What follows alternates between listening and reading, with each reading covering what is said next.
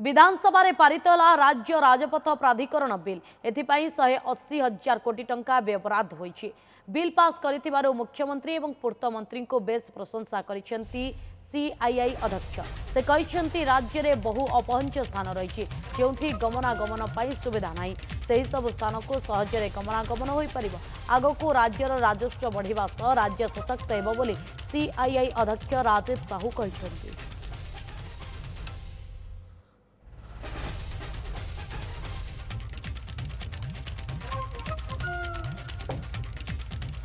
राज्य रे प्रथम थर पई स्टेट हाईवे अथॉरिटी ओडिशा काली मंजूरी पाई असेंबली रू एवं सेथि पई आईसीसी तरफरु आमे आंतरिक अभिनंदन एवं स्वागत जनाउछु honourable works minister Shriyukta Prithviraj Harichandan एवं श्रीयुक्त मोहन माझी नेतृत्व रे खूब कम दिन रे ए ओडिशार गोटे विजन हिसाब रे एवं विकसित ओडिशा 2036 पई जो सरकार योजना जे ओडिशा रे Odisha state highway authority act promulgate हैला एवं ओडिशा जोटा कि वर्तमान नेशनल एवरेज ठारू कम तार रोड डेंसिटी एवं विजन अच्छी जे प्राय 15,000 नुआ रास्ता तैयारी हेबो एवं हाईवे प्राय 6,500 किलोमीटर